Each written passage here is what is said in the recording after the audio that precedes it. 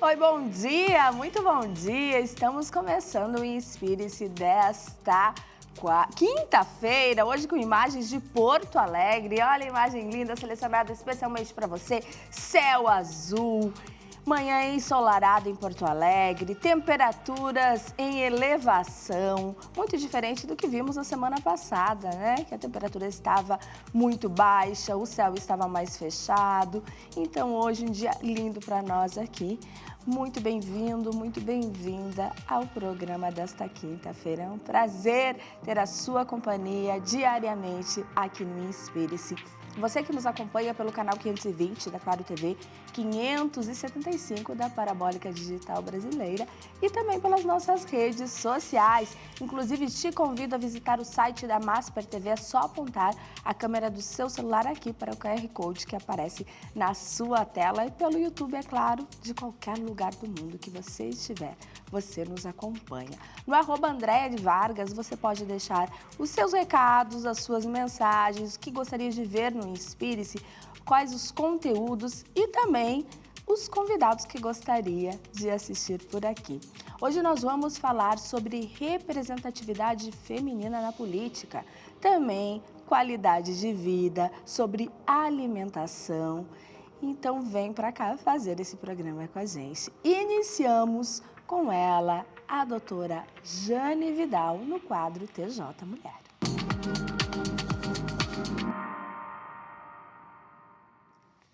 Doutora Jane, bom dia. Bom dia, Andréia, querida. Bom dia a todos os nossos telenautas, telespectadores. É muito bom estar aqui. E como tu disseste, é um dia lindo, o dia está maravilhoso. O nosso programa hoje vai ser muitíssimo interessante. E para começar essa pauta maravilhosa hoje, Andréia, nós trouxemos aqui uma mestre em direito eleitoral. Nós estamos nos aproximando das eleições, a nossa sociedade tem que, pensando nos seus candidatos, suas candidatas, nós vivemos a democracia, isso é muito bom. A democracia, ela é isso, são pessoas que pensam de formas diferentes, mas que se respeitam e vivem, devem viver em harmonia e todos atentos à nossa política.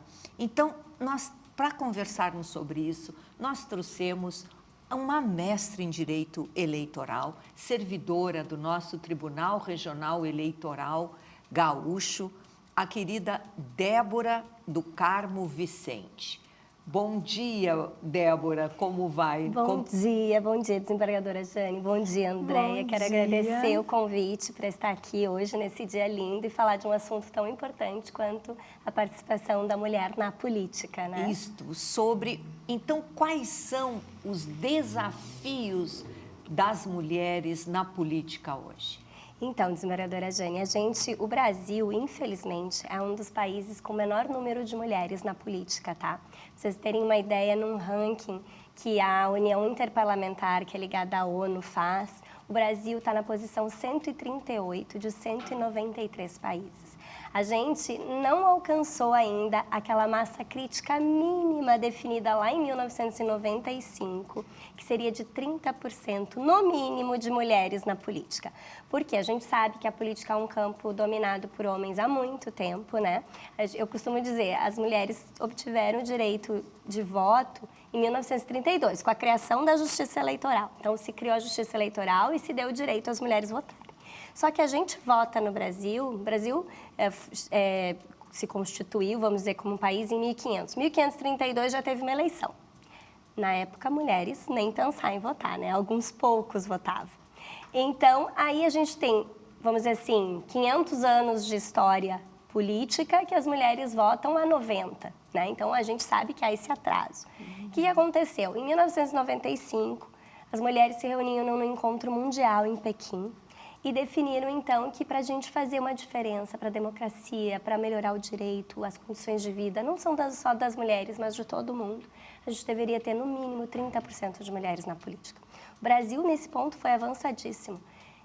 Naquele ano mesmo, em 95, criou uma lei temporária para as eleições de 96, que a gente teria uma cota de 20% de mulheres candidatas. Pois bem, essa lei temporária funcionou apenas para a eleição de 96. Em 97 vem a lei que até hoje das eleições, a Lei 9.504, definindo essa cota de 30%. Desde 94, nós estamos agora em 2026, né? A gente nunca atingiu esse patamar mínimo de 30%. Hoje a gente tem uma média de 18% de mulheres eleitas no Brasil, né? E então a gente fica pensando, por quê? Né? Desafios. Desafios são sociais, culturais, acho que vocês aqui que fazem programa discutem, sabem as dificuldades das mulheres. O Brasil é um país violento, né? O Brasil ainda tem uma noção de que o poder é masculino, né? Então a gente precisa primeiro essa questão cultural. Mas existem também questões de financiamento, não se faz política sem dinheiro. E as mulheres ainda recebem muito menos financiamento político. A gente recebe as prestações de contas, o desembargador agora vai participar da eleição, vai oportunizar e olhar, as mulheres não recebem os valores. Ela já viu alguns processos nesse sentido. Sim, eles fazem como há essa lei determinando as cotas, digamos, esse mínimo de 30%, então colocam mulheres para fazer... Laranjas ficam ali, mas, na verdade, há né, as mulheres acabam cedendo, às vezes nem tomando conhecimento, e isso a Justiça Eleitoral hoje está bem atenta e com penalidades bem severas. E prossiga, então, Débora, sobre esses... Então, assim, ó, as mulheres acabam não recebendo valor nenhum, ou se recebem na véspera, ou tem que repassar para outro candidato masculino. Recebem para tentar. Então, o que a gente precisa, assim, ó, que os partidos, que são os guardiões da democracia, também saibam dessa importância, né, de termos mais mulheres na política e façam essa fiscalização e façam de verdade, né, coloquem mulheres com capital político, que a desembargadora falou, que chamou de laranja, né, que a gente chama, que seria as mulheres que são colocadas para candidatar sem interesse real, né, em serem eleitas, elas acabam. Aí que a gente pega 0 votos, imagina, nem elas mesmas votam nelas, né? Nem a família, não tem movimentação financeira, né? Elas não acabam, porque é óbvio, não estão ali de verdade querendo se candidatar, e quando aparecem fazendo campanha, fazem para outra pessoa. Então a gente vê às vezes aqueles centinhos, sabe? Tem a mulher de um lado, o homem do outro, mas na verdade é o lado que está querendo validar a candidatura de um homem. Geralmente é o filho, o marido, o irmão, né? Acabam fazendo essa construção. Então, os partidos são obrigados a apresentar 30% de mulheres, mas em vez de pegarem mulheres que realmente querem se candidatar, eles acabam fazendo isso para manter os de sempre, né? Então, acho que assim, uma reforma na estrutura partidária, tendo mais mulheres nas diretorias dos partidos, também auxiliaria muito, né? Uma dúvida, isso só cabe aos partidos? Há uma fiscalização sobre isso? Como que pode se mudar esse quadro? É isso que existe hoje uma súmula do Tribunal Superior Eleitoral, então, que faz bem esses 3 pontos que eu falei, né? Que é a votação zerada, ou pífia, que eles chamam, a questão do financiamento e a questão de ausência de atos de campanha. Configurado esses 3 critérios, o que acontece hoje? Caça-se o DRAP, que a gente chama, que é o demonstrativo de regularidade de atos partidários, que é quando o partido apresenta os seus candidatos. Então, caça-se isso. O partido anula todos os votos que ele recebeu naquela eleição, podendo, inclusive, levar à renovação da eleição. Isso já aconteceu em cidades do interior aqui do Rio Grande do Sul, que foi comprovada a fraude na cota de gênero e teve que haver uma nova eleição. E esse tipo de fiscalização e de, inclusive, drástica, né, consequência, porque a gente, né, anula todos os votos que o partido recebe, tem tido um efeito. Se a gente for ver, assim, ó, eu peguei alguns números, em 2016, a gente teve 15 mil mulheres com 0 votos. Na última eleição de 2024, a gente já passou para, assim, ó, não chegou a 1.000 mulheres. Nossa. Então, a gente tem visto, né, que há foi uma consequência drástica, né, tu anular todos os votos que aquele partido recebeu. Mas o que a gente percebe ainda é a dificuldade mesmo de eleger mulheres, né, de realmente o partido estar interessado em que essas mulheres se elejam, né. Hoje o Brasil tem um financiamento público total, 100% do financiamento é público, então é dinheiro público. A gente pode exigir mais, né, dos partidos, que esse dinheiro seja melhor aplicado, melhor distribuído, né, siga democracia, né, o que a gente quer, né? Porque não quer dizer que as mulheres não sejam boas candidatas, pelo contrário, só que as mulheres não são suficientemente propagandeadas, divulgadas, apoiadas, a ponto da sociedade conhecê-las e acreditar nas mulheres. Porque nós, mulheres, você que está aí nos ouvindo, não acredita que as mulheres são competentes? Se você está aqui nos ouvindo, você sabe disso, porque temos uma mulher competentíssima, que é a Andréia. E assim também é na política, na administração. Aqui na nossa TV Masper, é uma TV onde as mulheres participam junto com os homens. Não há ideia de exclusão, mas sim de pertencimento. Verdade. E esse apoio a Justiça Eleitoral está fiscalizando e os próprios partidos, hoje se espera isso, ontem estive reunido com alguns advogados de partidos, eles já estão muito atentos a essa situação. Essa violência política tem que não só a sociedade, mas os partidos, não é, Débora? Isso a gente pode, inclusive, caracterizar como uma violência política, né? Então, existe uma lei desde 2021, né? Não, é recente, vai fazer aí 5 anos, em agosto agora, que prevê a questão da violência política contra a mulher. E esse tipo, qualquer obstáculo à participação feminina na política, né, pode ser considerado violência política, é uma questão de crime. Eu acho que a gente ainda poderia ter avançado mais, tá, na nossa lei, porque ela ainda só protege quem é candidata ou tem mandato eletivo. Por que eu digo isso? Porque só é candidato, segundo a legislação eleitoral, depois que o TRE, lá, a desembargadora Jane, aceitar aquele registro da candidatura. Então, por exemplo, a mulher hoje que está pensando em se candidatar, ela já pode sofrer violência política, só que ela ainda não está protegida pela lei. Só depois de 15 de agosto que começam os registros de candidatura, depois do TRE oficialmente analisar e dizer, sim, esta é candidata, que ela estaria protegida pela lei. Então, a gente acha que a lei poderia ser melhor, mas ao menos a gente tem uma lei, né? A gente tem já uma tem lei. Um recado. E como impedir essa fraude? E a questão da fraude, gente, a primeira coisa é a sociedade, né? A sociedade, ela também é fiscal, né? A gente também tem que ser fiscal. Eu sei, é bem que a desembargadora falou, a gente às vezes não conhece as candidaturas, né? Hoje em dia, então, a gente tem um programa que se chama Divulga Candi. Ele tem é fácil colocar no Google, Divulga Candi. A gente consegue ver todas as candidaturas, os valores que esses candidatos e candidatas apresentaram, né, que eles têm, eles botam o seu plano de campanha de governo, então a gente pode pesquisar. Mas é claro que a gente tem que exigir também dos partidos, é isso que eu disse, né? A gente precisa exigir dos partidos que eles tenham tempo de TV, tempo de rádio, tempo de propaganda, que eles estejam visíveis para a gente poder conhecer, né? Vai estar lá no site, mas a gente também quer que o partido apresente essas candidatas e apresente elas com real interesse, né, em serem eleitas, porque isso vai facilitar também o nosso escrutínio, né, a gente poder escolher essas mulheres. E, claro, a Justiça Eleitoral vai estar atenta.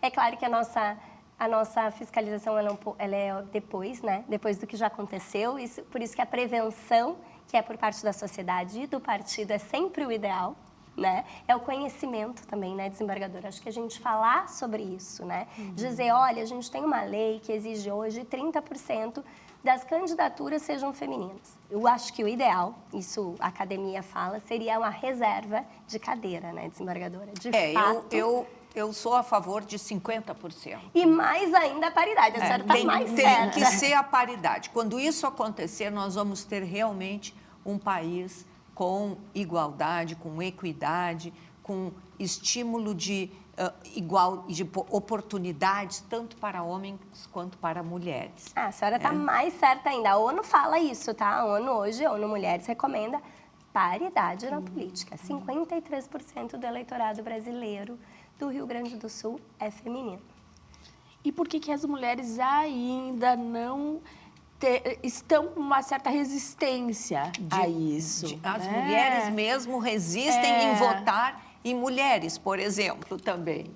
Então, eu costumo dizer que isso é mais assim um mito. A gente não vota em quem a gente não conhece. Então, se a gente não tem essa visibilidade das candidaturas, fica difícil. E há também uma necessidade que os partidos lancem essas mulheres, né? A gente quer ver mais mulheres candidatas para a gente ter mais possibilidade de escolhas, né? A gente tem hoje 70% de homens para a gente poder escolher como se fosse um cardápio, né?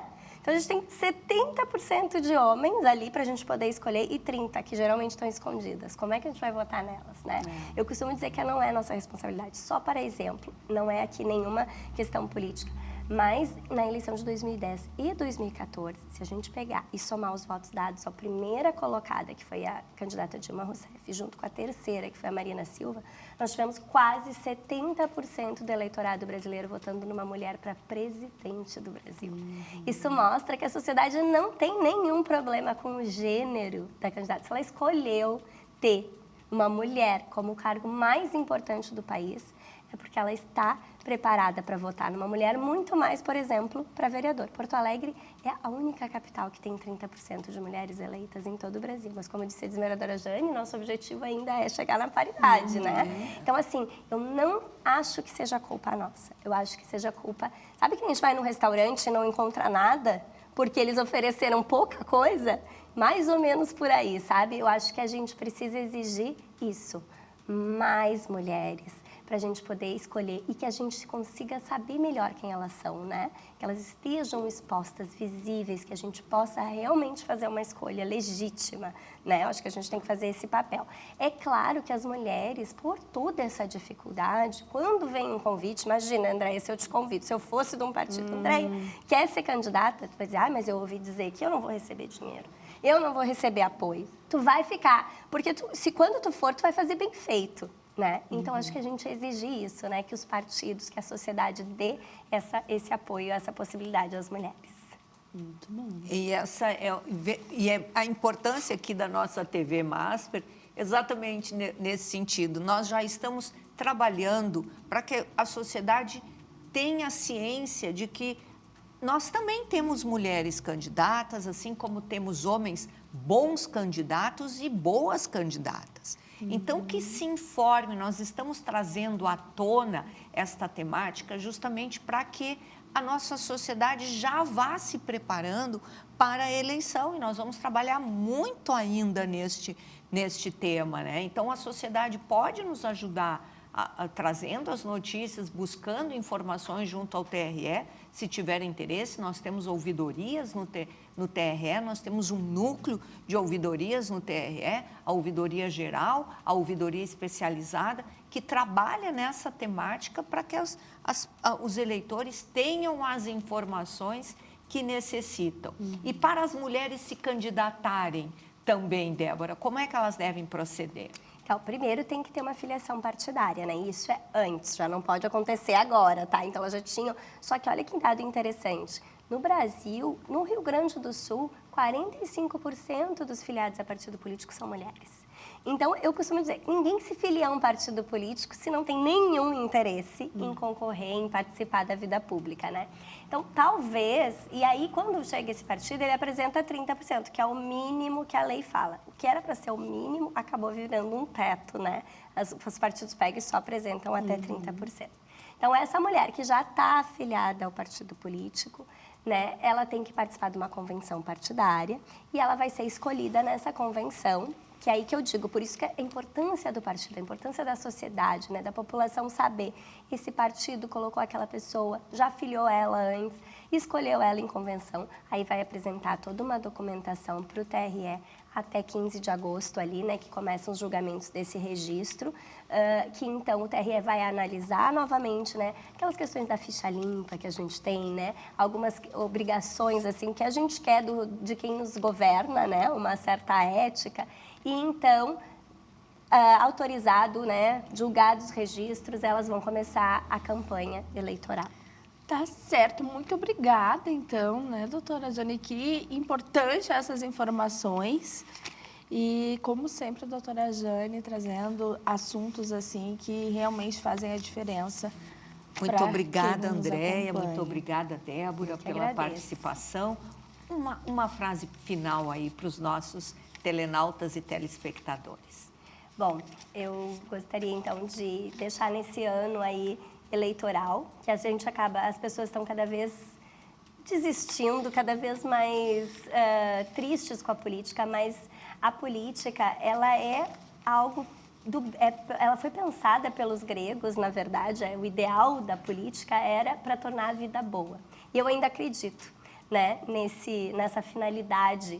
Então, se a gente não tem outra maneira melhor, a democracia, como disse Churchill, não é a melhor, mas das testadas é a melhor, né, possibilidade que a gente tem para viver em sociedade, que nós todos reflitamos e participamos, porque a abstenção também, especialmente em Porto Alegre, no Rio Grande do Sul, foi muito alta, e que as pessoas fiscalizem, encontrem suas candidatas, né, participem e votem, porque a gente pode sim ter uma sociedade melhor através da política. Obrigada pelo convite. Isso aí, sejam todos protagonistas da sua vida, participem da eleição, é importante. Até o próximo programa. Até mais. Nós vamos agora para o intervalo. Na volta ainda vamos falar sobre alimentação anti-inflamatória. Também temos yoga aqui no programa, daqui a pouquinho.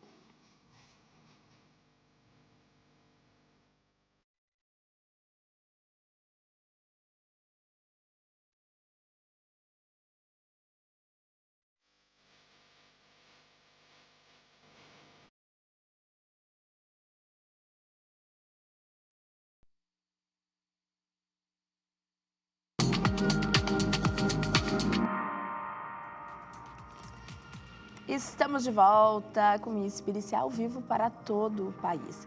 Você já ouviu provavelmente falar sobre a alimentação anti-inflamatória, mas será que esse conceito, ele realmente tem fundamento ou ele virou mais uma tendência e um modismo nas redes sociais? Para falar sobre isso, eu tenho aqui como convidada a nutricionista Vera Lisboa. Vera, bom dia, muito bem-vinda ao Inspire-se. Bom dia, tudo bom? Tudo bom, Obrigada. Prazer te receber aqui. Obrigada, prazer é meu estar aqui e poder falar sobre esse assunto que é super importante, né? Inflamação. Inflamação, né? A gente fala muito, às vezes, do corpo inflamado, né? E há uma preocupação realmente em relação a isso. Mas realmente essa inflamação através do nosso estilo de vida, da nossa alimentação, ela é realmente vilã? Ela realmente existe? Existe, infelizmente, né? Mas existe sim, Andréia. A inflamação, né? Como já diz o próprio nome, né? Flama, é uma chama, né? Então, o nosso intestino é o início desse processo, é lá que acontece esse processo inicial. É onde acontecem as desordens que, através não só da nossa alimentação, mas do nosso estilo de vida todo, nosso modo, nosso padrão de vida em geral, ele pode favorecer com o consumo de alimentos inflamatórios que estimulam essas desordens lá dentro do intestino, né? A gente tem uma permeabilidade maior, passam bactérias e vírus para dentro do nosso sangue e o nosso corpo começa a se sentir atacado. E ali começa uma inflamação silenciosa, por isso que a gente chama de baixo grau, tá? Eu acho ela até mais perigosa que uma inflamação aguda, porque como uma inflamação aguda, tu sente os sintomas, vai no médico e se trata. E essa uma inflamação outra de baixo grau não dá sinais, não dá aparentemente. sinais, exatamente, né? Isso é realmente uma das coisas mais importantes, porque muitas vezes a pessoa percebe que ela está com ela está com psoríase, ou ela está com uma doença autoimune, uma rosácea, né? Ou ela começou com diabetes, né? Doenças crônicas.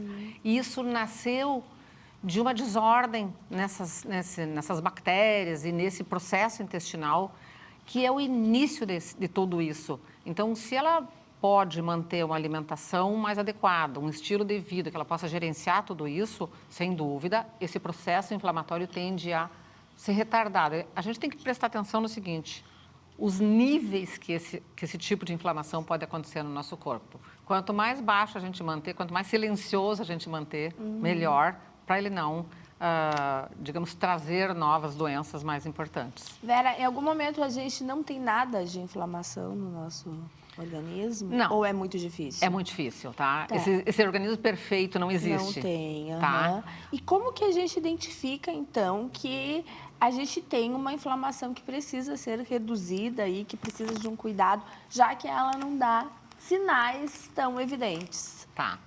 ótimo pensar exatamente como a gente usa isso como uma prevenção, principalmente, né? Tu não tem sinais, tu não tem sintomas, está tudo bem, mas a gente trabalha, né, como fazer isso, como perceber isso, principalmente no teu cansaço, na falta de energia, crescimento de cabelo, pele, cuidado, né, unha, tudo isso, esses cuidados que a gente diz assim que são exteriores, a gente vai aos poucos cuidando, mas também isso vai trazendo uma nova, digamos, organização lá no teu processo intestinal, porque tudo realmente começa lá. Quando a gente começa a cuidar, por exemplo, assim, eu vou comer né, mais vegetais, mais frutas, todo mundo sabe, agora nós estávamos conversando assim, a gente sabe o que fazer, tem que comer mais vegetais, tem que comer mais frutas para ser anti-inflamatório, mas não é só isso, né?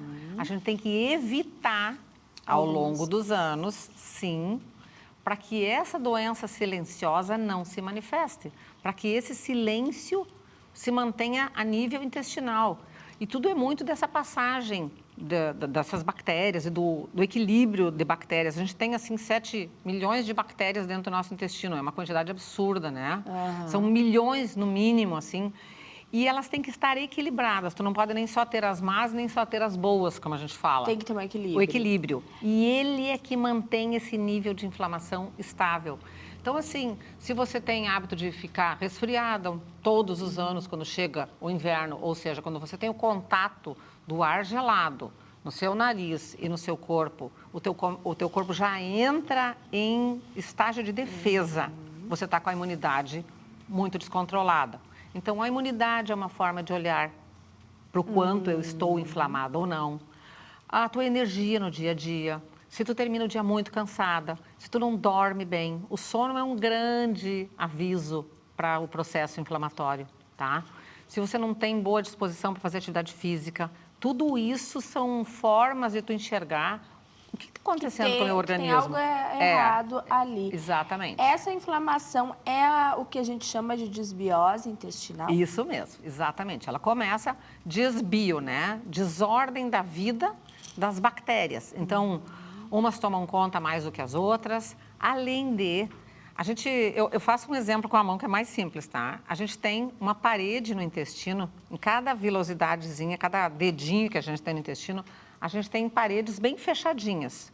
Tem certos alimentos que vão lá e ficam forçando essa parede e vão diminuindo a capacidade dela ficar juntinha. Então, abre-se, a gente perde as pontinhas e entram os vírus e as bactérias para a corrente sanguínea e teu corpo entra em estágio de alergia, por exemplo.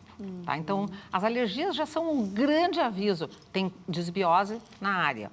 Então, desbiose pode ser mais séria ou leve, digamos assim, né? E quais são os alimentos que provocam, que são os vilões realmente para ocasionar essa desbiose?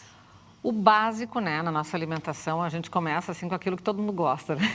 Com os doces, tá? O açúcar é o que muda o pH do corpo. E o pH do corpo, assim como a uva fermenta, traz vinho, né? Ela produz álcool. Então, o pH de alimentos açucarados, o dentista já diz, olha, vai diminuir a defesa dos teus dentes, tu vai ter cárie. No intestino é a mesma coisa, eu brinco que as bactérias fazem cárie no intestino. Então, quando você come alimentos muito açucarados, dentro do teu intestino, tu vai formar uma fermentação, essa fermentação vai virar ácida, e o intestino é um lugar alcalino, então tu tem que ter um pH estimulado para tu perder essa defesa. Aí tu mata um monte de bactérias que seriam importantes para a tua defesa e ali se instala uma desbiose. Então, o açúcar, a farinha refinada, né? A farinha de trigo, principalmente refinada, rica no glúten, que o problema não é o glúten, é uma porção proteica do glúten, que chama-se gliadina. Ela é quem vai lá e, como dizia um professor meu, Murilo Pereira, ele diz, rala o nosso intestino, né? Então, a gente fala farinha de trigo, o açúcar, os doces em geral, tá? Exceção do mel, que é um bom alimento, é um açúcar bom, tá? As pessoas têm medo das frutas. As frutas têm um bom tipo de açúcar com quantidades adequadas, certo? As gorduras ruins, como a margarina, é um péssimo produto, né? Os alimentos que são muito processados, que tem muito aditivo, conservante, os alimentos ricos em pesticida. E não menos importante, essas gorduras que são tiradas de solventes, né? Então, esses óleos vegetais que são retirados das sementes por solventes, tudo isso ataca o nosso intestino. Hoje a gente tem, por exemplo, o presunto já, né? Esse presunto cor-de-rosa, como eu falo, o presunto processado, considerado já um produto como o cigarro, ele tem o mesmo teor de perigo para produzir câncer. Então, são alimentos que estimulam os embutidos, processados, tudo isso é vilão realmente na nossa saúde. Para algumas pessoas, e é bom a gente deixar claro, cada um tem um tipo de defesa, né? O metabolismo é uma coisa bem única. Tem algumas pessoas que têm no intestino uma capacidade de se defender melhor, geneticamente tem uma possibilidade também, tem um estilo de vida, come alimentos certos, mas às vezes vai lá e dá uma saidinha. Tá. Isso já não é um problema tão grave. Essa frequência de consumo é que é um problema. É tá? isso que eu ia te perguntar. Não é que a gente não possa mais comer nada, é o equilíbrio. Exato. É isso? É, bem isso, Andréia. Assim, ó, as pessoas vão lá e comem, e a gente tem que saber assim, o que é frequência, né? O que é frequência? Exato. E às vezes as pessoas dizem assim, mas eu como só eventual. O que é eventual? Uma vez por semana não é eventual, né? Então a gente tem que pensar assim, uma vez a cada 15 dias eu vou lá, eu como algum alimento que... eu gosto, por exemplo, eu ia falar no leite, né? O leite de vaca, para algumas pessoas, a caseína é a proteína do leite. Para algumas pessoas, ela é um grande vilão para produzir alergia. E aí ela vai lá e causa uma desbiose bem importante, tá? Principalmente para doenças respiratórias, certo? Ela é uma chama, uma gasolina azul para isso. Então, se você come, eu quero comer doce de vez em quando, vai lá e come doce. Mas procure doces que são feitos com ingredientes bons, se possível feito em casa, ou, né? Quanto menos processado, eu quero comer um bolo. Faz o teu bolo em casa ou compra de alguém que tu conhece, que usa uma boa manteiga, que use uma gordura adequada, que use uma farinha de boa qualidade, que use ingredientes bons. Aí a gente já reúne um pouco de defesa no nosso corpo e não ataca ele com tanta força. Perfeito. Isso é importante deixar claro, né? Bebidas, o que a gente deveria evitar? É claro que a gente tem que pensar que o nosso fígado, para ficar antioxidado, para ficar limpo, né? E o nosso intestino também, o álcool deveria ser evitado, digamos assim. Hoje não tem nem dose segura mais, né? Pois é. Mas também a gente tem que pensar sempre que... Eu sempre vejo os dois lados, tá? Existe uma indústria que diz para fazer uma coisa, outra... né? As verdades absolutas, eu tenho medo delas, e nessa área da nutrição está impressionante isso, Já pensou né? o ovo? Eu tenho paciente que diz, eu quero saber quem é que vai me ressarcir aquele monte de ovo que eu deixei de comer há 20 anos. E daqui a uns anos, talvez, a gente esteja falando desse excesso de hoje. Então, assim... Na questão, no quesito bebida, eu digo que o vinho tinto ainda é um dos melhores que a gente pode optar, né? E se a pessoa quer, assim, hoje, os padrões alimentares anti-inflamatórios, então vamos falar assim, padrão alimentar, que é junto com o teu estilo de vida, teu sono, teu gerenciamento de estresse, os padrões alimentares dizem o seguinte, se eventualmente, uma vez na semana, 2 vezes na semana, tu incluir um vinho tinto, numa quantidade ok, sem problema. A própria dieta do Mediterrâneo já coloca isso, que é considerado um dos melhores padrões alimentares que a gente tem, né? Tudo que evita que a insulina aumente, que a gente aumente a nossa glicose no corpo, tudo isso já ajuda a transformar menos inflamação no nosso corpo. Olha só, como importante a gente pensar sobre isso, porque, como você disse, Vera, tem coisas que a gente não faz nem ideia que o nosso corpo está pedindo socorro aí e a gente não percebe que pode ser justamente pelos hábitos alimentares que temos, E a pessoa às vezes diz o seguinte, eu como só de vez em quando, mas de vez em quando uma vez por semana, né? Eu como, vou botar um exemplo bem, assim, a massa com salsicha. Ela está comendo glúten, ela está comendo salsicha, que é um alimento altamente processado, aí ela bota um molho de tomate pronto. Tudo isso é uma comida química e ainda dão para os filhos, né? Que é pior. Então, eu gostaria, assim, sempre de deixar claro, tu não precisa viver só de vegetais e verduras, né? Mas, assim, preferir, sem dúvida, né? Começar pelas feiras, que é mais barato, né? Fazer o consumo de alimentos através das feiras, a gente tem feiras na cidade inteira, né? E todas as cidades têm feiras, né? De preferência biológicas, orgânicas, porque o alimento orgânico, sim, tem, em média, 2 vezes mais nutrientes do que um alimento que tem componentes químicos, pesticida, né? Agricultura intensiva. Então, a gente tem que cuidar isso, prestar atenção nos tipos, olhar para os rótulos. As pessoas dizem, eu vou no supermercado, mas eu não tenho paciência. Você não tem paciência com a tua saúde, que é o teu bem maior. Não faz nada sem a tua saúde, nada, zero. Então, não perca tempo, invista no teu tempo para saber o que tu vai comer e o que tu vai colocar no prato, na tua mesa, no dia a dia. Eu acho que assim, o melhor investimento que as pessoas podem fazer é o prato, né? Gerenciar bem a comida do prato, o estresse, gerenciar o estresse, né? Com boas atividades físicas, com meditação, com yoga, né? Gerenciar o sono, que é muito importante, muito mais importante. Nós vamos falar muito ainda de sono. Inflamação, nutricionista, a gente fala há 10 anos já isso, tá? Eu digo que finalmente chegou a hora de eu vir para um programa e falar sobre inflamação. Fiquei tão feliz, viu? Falou muito bem, muito explicativo. Muito bom te receber aqui, Vera. Que coisa boa. Obrigada, viu, Andréia? E vamos continuar falando, então, agora tu citou o yoga e vamos falar exatamente sobre isso no próximo bloco. Esses benefícios para o nosso corpo também. Obrigada. Obrigada. Então, daqui a pouquinho, depois do intervalo, nós saberemos mais sobre yoga. Já, já.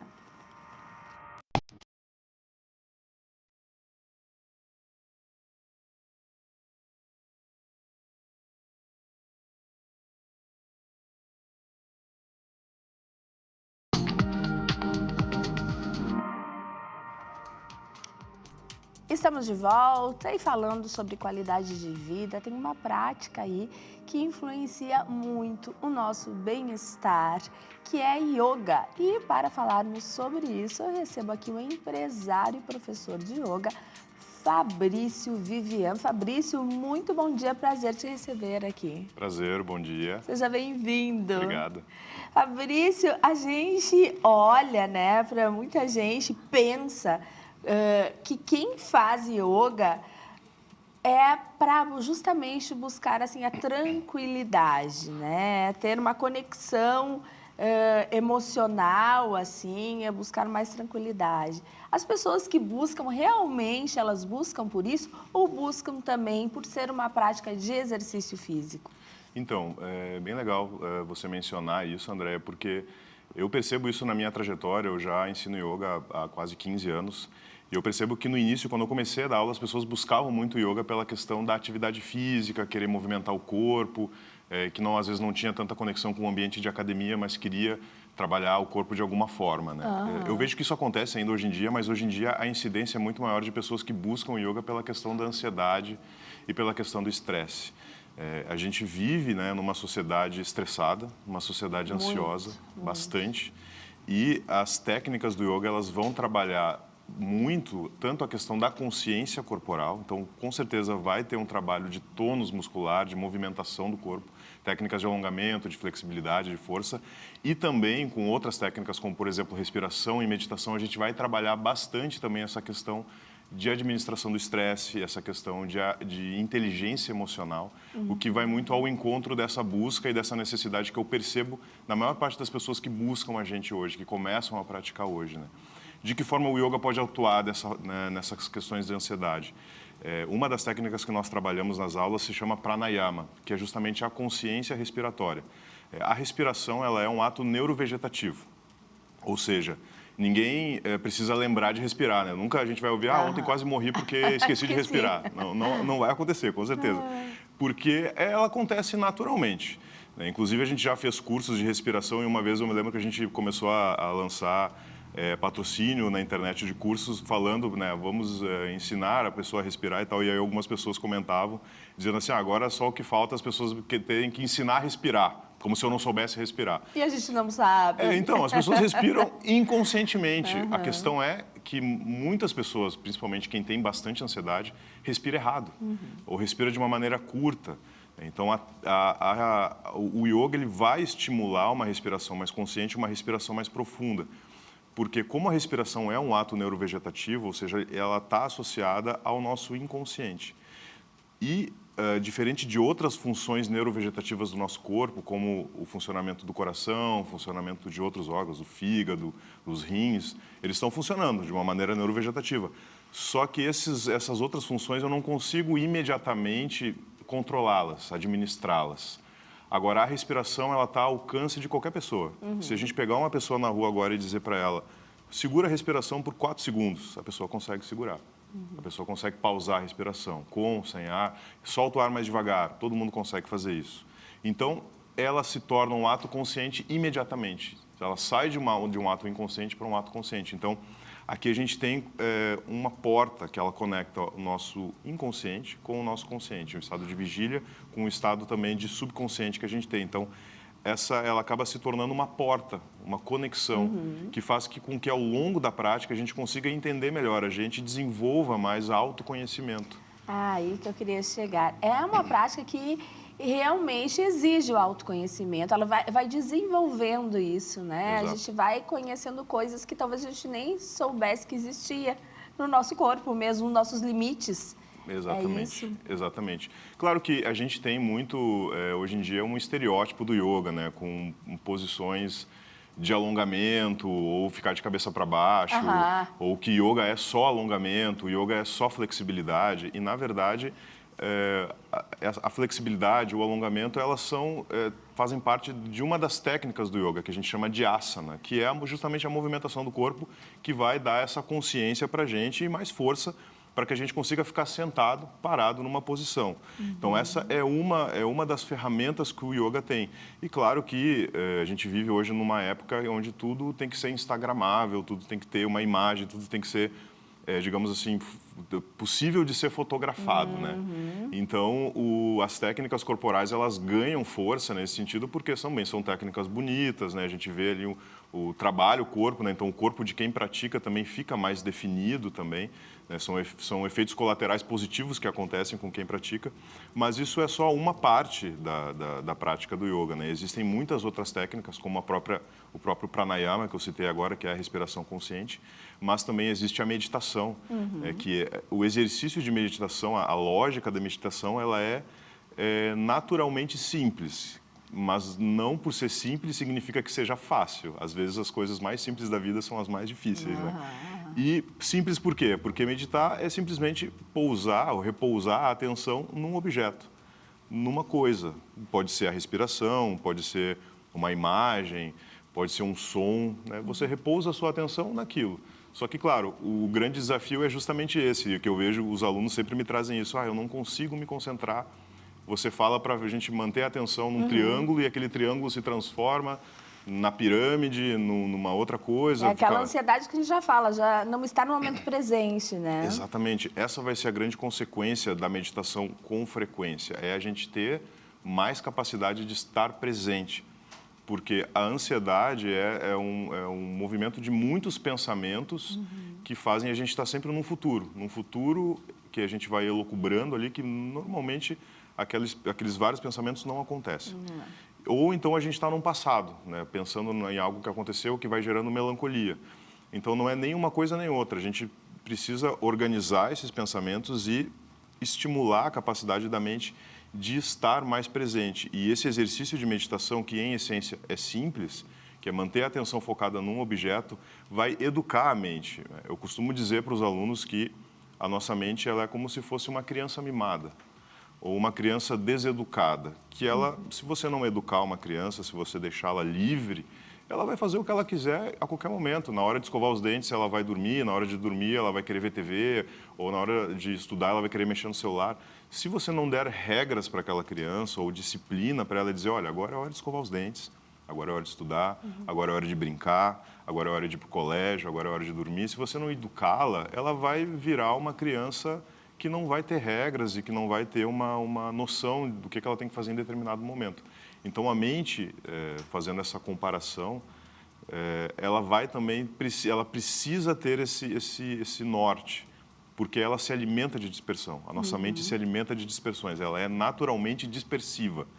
Então, também uma comparação que eu gosto de fazer com os alunos, as técnicas do yoga elas foram criadas numa civilização que existiu há mais de 5.000 anos. E imagina, há 5.000 anos, com certeza não existia internet, não existia celular, não existia televisão. Então, eles tinham muito menos coisas para se dispersar. E mesmo assim, eles perceberam: a nossa mente se dispersa. Então, a gente precisa criar ferramentas para ajudar a mente a ficar mais focada e para que a gente possa utilizá-la da melhor maneira possível e desenvolver esse autoconhecimento e esse estado de presença. Então, se há 5.000 anos a mente já se dispersava, Imagina agora. hoje em dia, e eles já usavam essas ferramentas, hoje em dia é ainda mais indispensável, é ainda mais fundamental que a gente use essas ferramentas do yoga. Então, às vezes até as pessoas me perguntam: mas será que o yoga é para mim? Será que eu preciso praticar yoga? Olha, se você tem uma mente, se você tem ansiedade, se você se dispersa, se você é uma pessoa que precisa de energia, você precisa de yoga. Não tem outra forma de canalizar essa energia. No yoga a gente vai ter ferramentas muito importantes para auxiliar nesse processo, nesse estado de presença. Ou seja, o exercício que você faz ali, você vai levar para o resto do teu dia, da tua vida certeza. também, aos poucos, sabendo controlar esse pensamento que nunca está no presente, sempre no passado ou no futuro. Claro, não adianta a gente fazer ali ficar ali 5 minutos, 10 minutos fazendo um exercício de meditação ou fazer uma técnica corporal belíssima, se no dia a dia a gente é ansioso, a gente é estressado, a gente tem raiva das pessoas, a gente sai xingando todo mundo no trânsito. Sim. Não adianta nada. Justamente a consequência da prática é um ser humano com mais empatia, um ser humano com mais consciência, com mais civilidade, com mais capacidade de foco. E o estado de presença ele vai diretamente ao encontro disso. A gente sentar para ler um livro e conseguir ler o livro lendo o livro. Você vai no cinema, você assiste o filme assistindo o filme. Você vai fazer um projeto, trabalho, você trabalha trabalhando. Porque o que eu vejo hoje em dia, e é um relato de muitos alunos, de muitos amigos que eu vejo hoje em dia também, das pessoas que estão ao meu redor, infelizmente é que as pessoas às vezes estão no trabalho pensando no lazer, nas férias. Eu queria estar na praia. Aí a pessoa está na praia pensando: eu tinha que estar no trabalho, tinha que fazer tal coisa. Ou às vezes está brincando com seu filho pensando: mas eu tinha que estar escrevendo um projeto. Ou seja, a pessoa perde a capacidade de estar presente e a vida vai passando e você vai perdendo momentos importantes da sua vida, ou vai produzindo ou trabalhando, ou nesses momentos específicos não fazendo as coisas da melhor maneira possível, porque você não está presente. Perfeito. E como acontece isso, né? Eu acho que é um grande problema do momento atual. Fabrício, para quem está nos assistindo, pensa assim: talvez a yoga não seja para mim em função da minha idade, por eu não ter flexibilidade, por eu já ter experimentado e eu não consigo realmente ficar ali, me dá mais ansiedade. Já ouvi isso também. Sim. Então, o que tu tem a dizer a essas pessoas? É persistir um pouquinho? Tem idade para poder fazer a yoga? Não tem? A pessoa tem que ter flexibilidade, não precisa. Qual que é o teu recado para quem está nos acompanhando? Então, André, dentro do yoga a gente escuta muito isso, assim: não é para mim. Né? Às vezes eu convido um amigo, convido um conhecido: vamos lá praticar um yoga. Não é para mim, eu não tenho concentração. Aí eu penso assim: se não tem concentração, justamente é para ti, porque vai aumentar a concentração. Mas eu não consigo ficar parado. Aí a gente vai entrar também no mérito que existem muitos tipos de yoga, né? Existem tipos de yoga que realmente é só a meditação, você vai ficar 1 hora sentado meditando. Importante saber que existem essas diferenças. Exato, existem várias linhas de yoga, né? Alguns professores, alguns mestres mais antigos dizem que existem até 108 tipos de yoga, né? Então, com certeza, dentro desses mais de 100 tipos de yoga, você vai encontrar um que seja de acordo com aquilo que você busca. Dentro das técnicas que a gente ensina na minha escola, a gente vai trabalhar tanto com a respiração, quanto com a movimentação do corpo, tanto com a meditação, com vocalizações também, então, técnica de descontração. Então, são aulas bem dinâmicas, assim, que também vão ajudar, auxiliar as pessoas que, às vezes, não conseguem ficar muito tempo parada. Então, é um processo. Você está muito ativo, está muito disperso, você não vai conseguir educar somente de uma hora para outra. Claro. Não existe fórmula mágica. Então, vai ser um processo. E com isso, a gente vai trabalhando dentro das aulas ao longo desse processo. Tanto com a consciência corporal, com a consciência respiratória, com a administração da ansiedade, também com a descontração. E você perguntou também com relação à idade. Não existe um limite de idade, digamos assim, para as pessoas praticarem. A gente recebe alunos a partir de 15, 16 anos.